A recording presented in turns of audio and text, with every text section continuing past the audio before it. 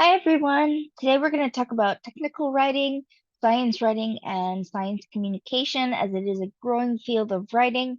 And it is something that, if you're interested in science, gives you a lot of great options, especially if you aren't as much into doing the research portions or you want to be a part of science, but the traditional pathways aren't quite for you. So it's a really great way to learn about other forms of writing beyond what we do in academia. So tech writing, there's a couple of different forms of technical writing. But it's focusing on documentation, getting straight to the point, listing the details needed. Compared to what we talked about in description, it's not going to use as much flowery describing language it or imagery and figurative language. It's going to focus on getting straight to the facts, the important things that are needed to understand. We have this in academia, um, especially when we're reporting research, whether that be for science or history or English, any of the different ones, but especially the sciences. It's more about trying to report the facts and the details associated with the facts. A lot of it, though, you have to make sure you're avoiding ambiguity. You don't want it to be unclear how you got your conclusions. You have to be very, very detailed in the fact of telling people how you got to the conclusions that you made. But you also want to be concise. You want to use only the words necessary to get the job done. So, for example, instead of saying due to the fact that, when that's 5 words when we could have just said because.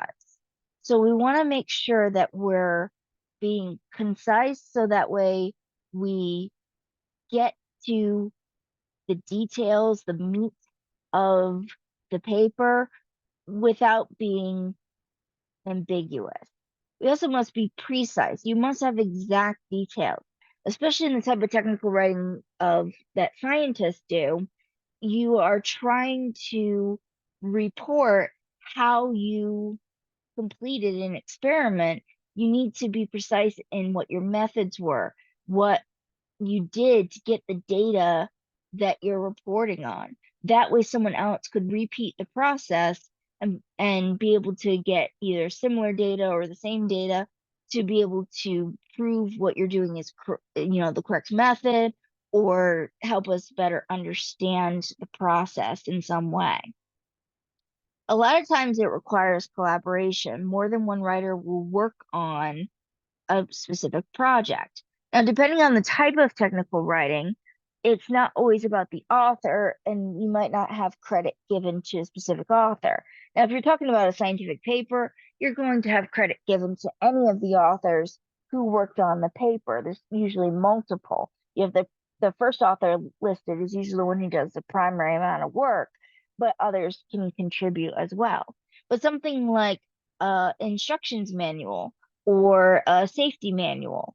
Those things are forms of technical writing that are, they avoid ambiguity because they want to make sure it's clear, like a lab safety data sheet, what you do to stay safe in a particular experiment or with a particular chemical. It's concise because it gets to the point. What are the chemicals, um, risks, and how do you use it safely? It's precise. But we don't have an author for lab safety sheets a lot of times or chemical safety sheets. So it just depends on the type of technical writing. But all of it must be set within the context of other published work. Part of that is, unless you're doing a replication study, you want to make sure that you're not deciding you're going to research something that someone else has already researched and already come to the conclusion on. It's a waste of time and money to, describe a species that already been described. If we don't have a lot of information on it, then definitely add to the conversation, but you need to know what other people have already talked about in order to have your paper add to the conversation rather than say the same thing as everyone else. So scientific writing is a form of technical writing. You can take whole classes on technical writing. You can get degrees in technical writing. And scientific writing, like I said, it's a form of technical writing. It's by scientists with an audience of their peers, meaning they're writing for other scientists. So there's going to be a lot of specialized terminology and jargon that is related to the field, so other scientists will understand, at least other scientists in the same field will understand what that person's talking about. But the general public, people in other fields, may not understand everything that's being discussed in the paper. Now, science writing, not scientific writing, science writing or science communication is science reporting for non-scientific audiences.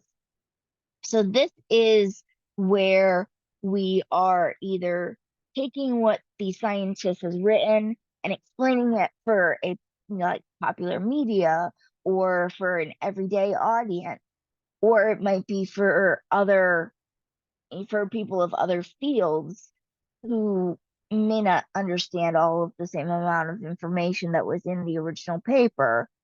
We're explaining it with here's the data, but also here's the understanding of the data.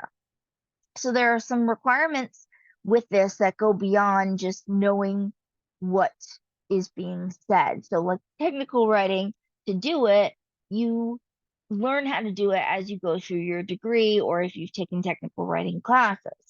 With science writing, one of the requirements is creativity because you have to be able to explain the information to people in different ways. And you don't want to be boring of, well, this is this and that is that. So sometimes having some creativity of how you explain things helps to get the message across in a new way. You must also understand the science you are reporting on, because if you don't understand what's going on, how can you accurately report on it? You also, a big thing is being able to explain complicated topics to broad audiences of varying levels.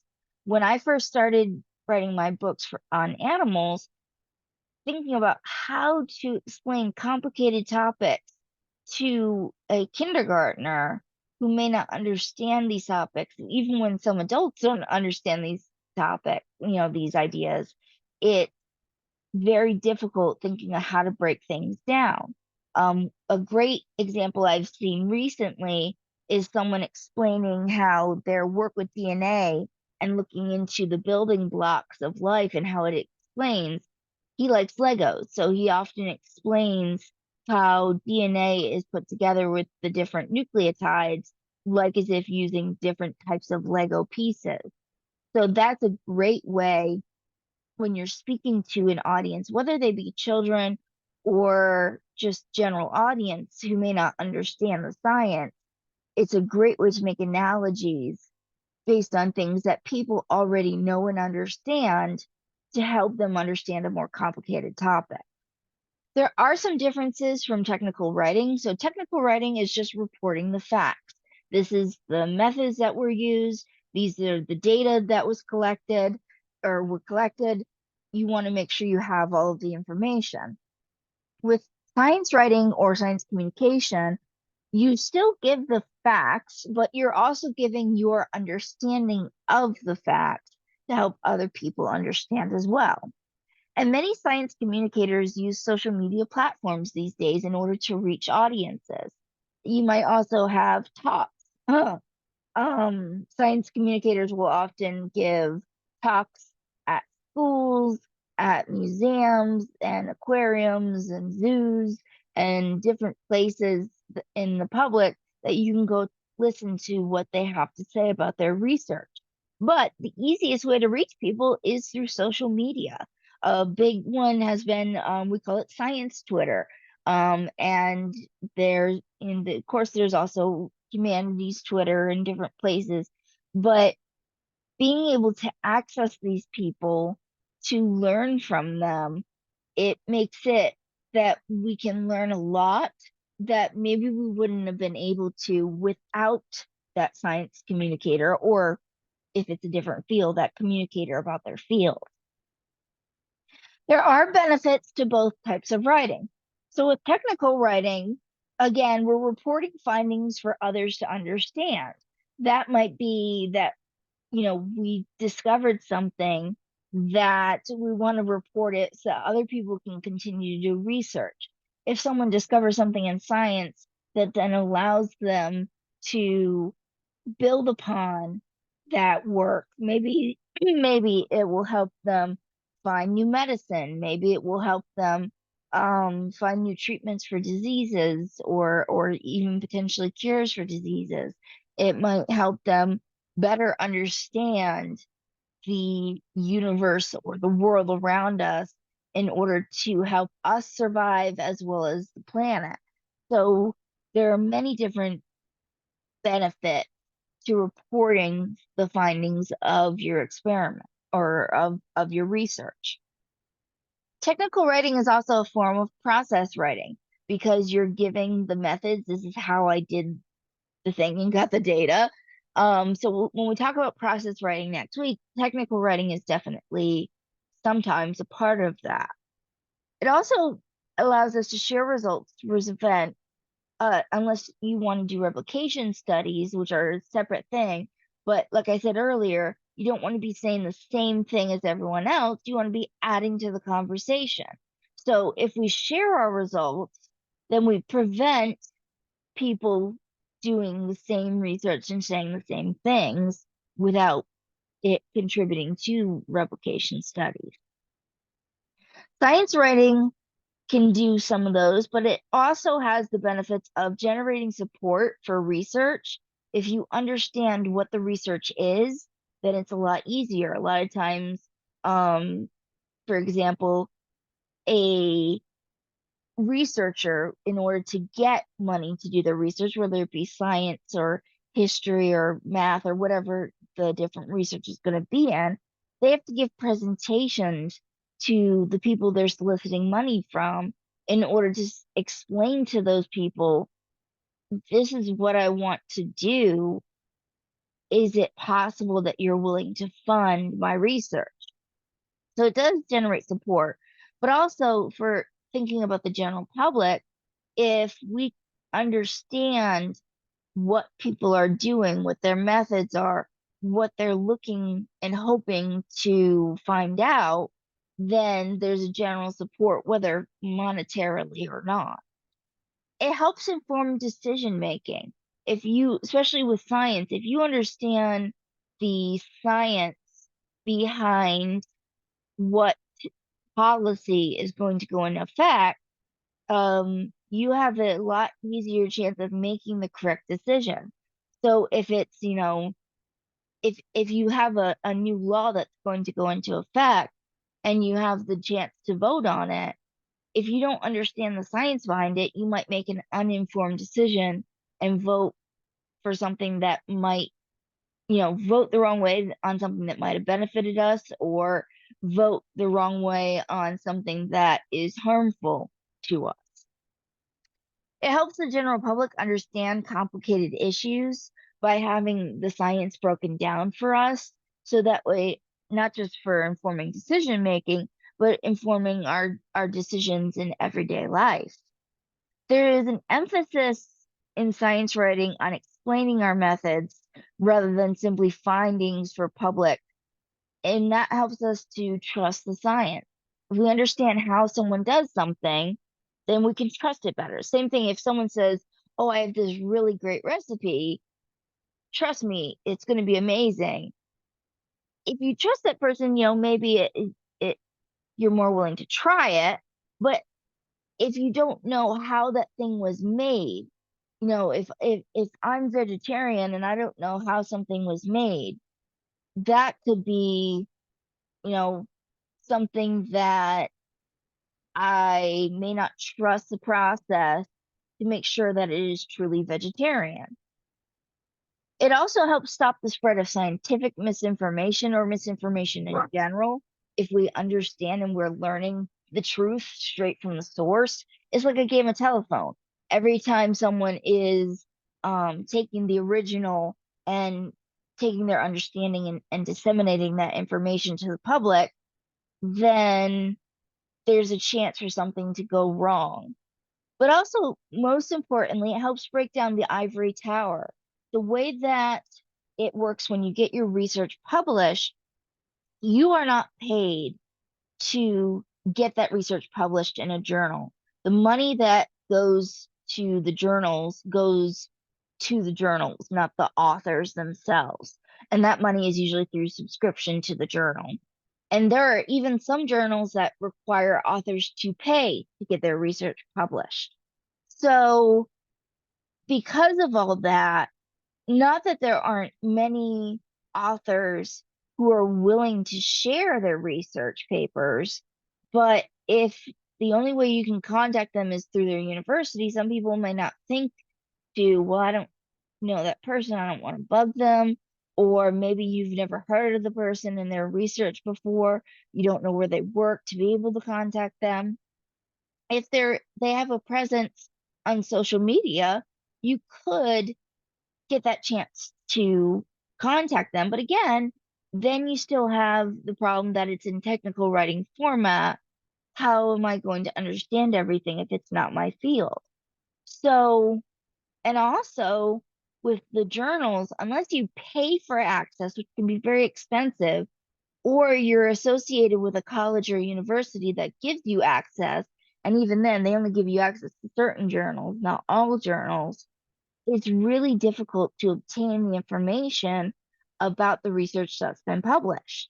But if the original authors are there telling you, well, no, this is what we did, this is how we did it, this is the data we got, then it's accessible information for everyone. And that's a key thing because a lot of times correct information is not always accessible, and that makes it hard to make decisions, to be able to think in a way that is informed by the research if it's inaccessible. If it's accessible, though, we are all learning, we are all able to better be informed in life. So it breaks down this idea of the ivory tower that the only way you can get this information is by, you know, being with a university or college and having special access to the information if it's there for everybody. So I don't know why the title messed up on this slide, but the title says not just dry and stuffy. So with science communicators, like I said, part of it is requiring creativity. You want to not have it be just dry, stuffy, here's the information for the audience. You want to make sure they understand it. Part of that is coming up with analogies that help people understand complicated topics and break down complicated topics for audiences of varying levels of education. So part of doing that, though, is not just making analogies, but sometimes using humor, using storytelling, metaphors, and analogies. All of this allows us to be relatable to the public. Even something like using memes. If someone understands the meme format, like the distracted boyfriend, we understand the distracted boyfriend format, even if we don't completely understand the facts that are given to us, if it's given in the distracted boyfriend format, we would understand a little bit about what's going on. So I have a couple of different examples in the next few slides. The first one I have, I can't play the video because of the YouTube Creative Commons, but if you bring up the PowerPoint on Canvas, it is there for you. So at a scientific conference I was at 2019, they were talking about, one of the scientists was talking about autonomous water vehicles being set out into the ocean to look for sharks. And the imagery that scientist used to explain this concept of all these robots going out and collecting data was soldiers going out to war, like with Wagner's Flight of the Valkyrie. If you don't know what that song is, it's used in Apocalypse Now, which is the video that I would play in class. And it starts, as you can see, there's lots of different helicopters, and the song plays. as they're all going out into battle. But it's the famous dun dun dun dun dun dun dun dun dun dun dun dun. So if you know that tune, then you know Wagner's Flight of the Valkyrie. So that kind of gave some humor to the presentation, but it also kind of helped explain what the scientist was picturing for their research. Another scientist, poor beagles are a type of shark, and they are kind of, you're not supposed to be hurting them, but there was a common trend of people shooting at sharks, which probably not the best idea in the first place, just shooting randomly into the water. But the problem is that sharks, as creatures, take a while to mature before they can have their own babies. And even then, they don't have many babies each uh, reproduction cycle. So, in order to protect the species, we need to make sure they're able to reproduce. And during the presentation about the poor beagle sharks, um, the scientist who was presenting was lovingly and affectionately calling the babies pork chops. So they were playing on the cute factor. And Jim Wharton, another scientist who happened to be communicating about and trying to share on Twitter, like, hey, I'm at this conference. Not everybody can go to this conference. So let me share what the talk is about. So anybody who sees my tweets has a chance to learn from this conference presentation. He came up with the hashtag don't shoot the pork chops. And this really, again, playing up on that cute factor, but it helped understand the seriousness of the situation. Other memes used in science writing explanations. During 2019, a big thing of not just science, but of different disciplines was this bunny who would hold something, and it would hold something towards you of, sure, I'll tell you all I know about insert subject. And then the bunny holding it away. Wait, what do you want to do with that information? So it was a great way to show how, like here, yes, I'll tell you all I know about stars. Wait, you want to know your horoscope? Astrology versus astronomy are two very, very different subjects. So showing that, yes, I'm willing to tell you about astronomy because that's my passion. Wait, you only want to know about stars to know your horoscope. I don't think you quite understand it. Versus, yes, you can have my mosquitoes. Yes, you can have them all. That funny part of, I don't want to deal with mosquitoes, so please take them. So this was just a cute little format that went around. This other one is a great example. This is the salesman slaps hood of whatever. Usually a car was the original. Now it's used of many things that the salesman slaps something and says, this baby can hold so much, whatever. So it's a great way to understand what an autonomous underwater vehicle is in this particular situation, because it shows, oh, this baby can hold so much data and find so many sharks. Again, if you know the meme format and what it traditionally does, then you can kind of understand the information being told to you. Dr. David Schiffman, who you'll be reading one of his articles for the Scientific Communication discussion this week. I'll talk about that in a minute. These were some that he did at that same 2019 American Library Society conference. So he was watching or listening to a presentation updating us on shark conservation and management in Texas. Again, he was tweeting about it so that people could learn from it, even if they couldn't attend the conference. And he uses this little cute picture of Sandy from SpongeBob. Don't you dare take the name of Texas in vain. It adds some humor and it allowed him to connect to what he was talking about so people would pay attention. He also has here this picture of a cute little shark, and then he says, everyone asks where are the sharks, but no one ever asks how are the sharks, showing, what do we think about versus, what we should be thinking about.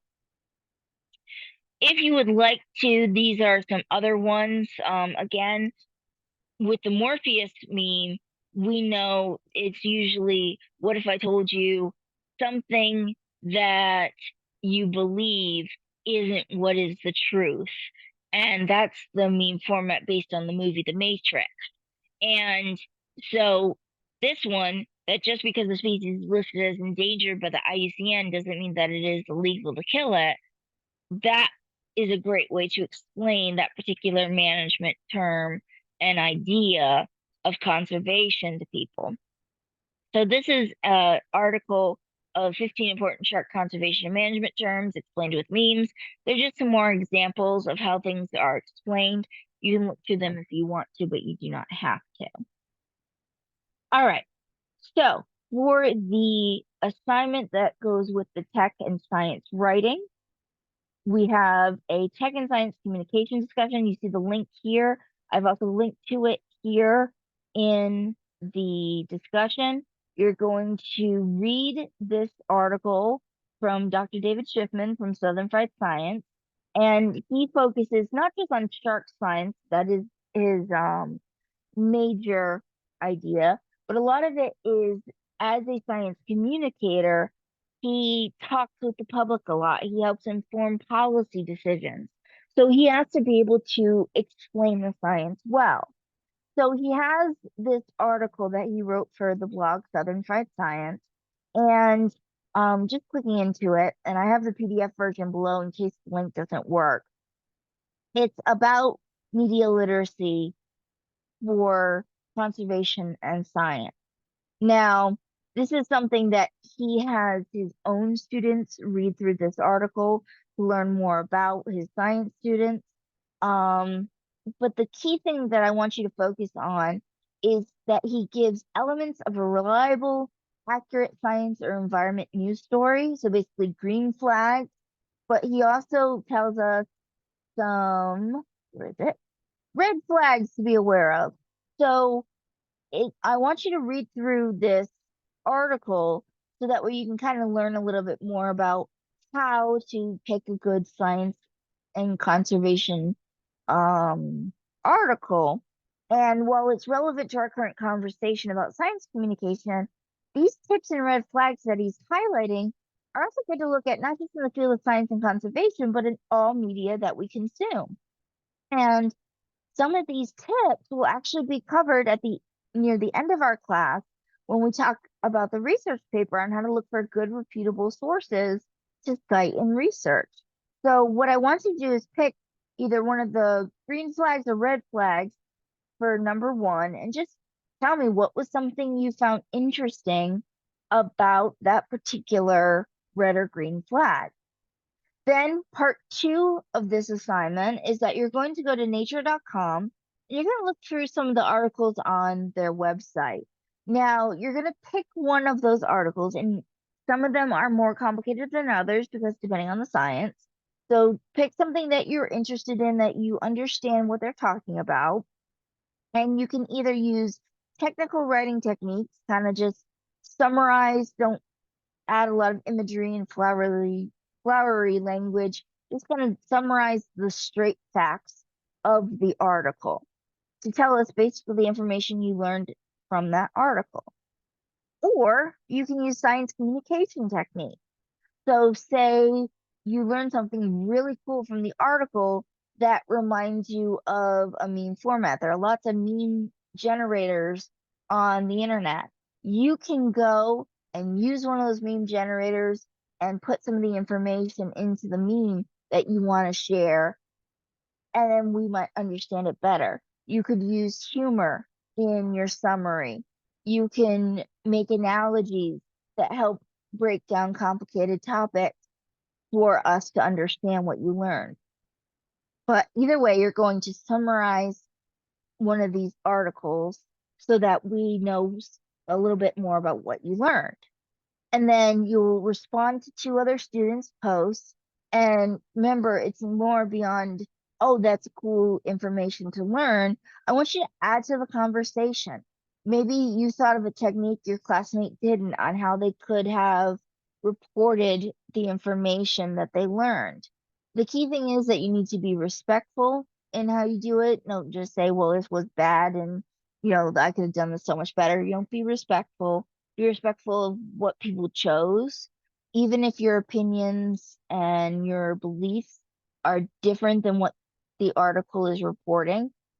Remember, don't attack your classmate. They're just going to be reporting the information that they read. And I'll be in the discussion board as well. I'll be able to give you some tips and I'll make some comments on maybe some things that to think about further to help stimulate the conversation. So that is tech and science writing, and hopefully this helps understand a little bit more about this particular type of writing. And I will also do a short concept video on the plagiarism exercise, and then you'll be good and done with week 1. All right, thanks and have a great weekend.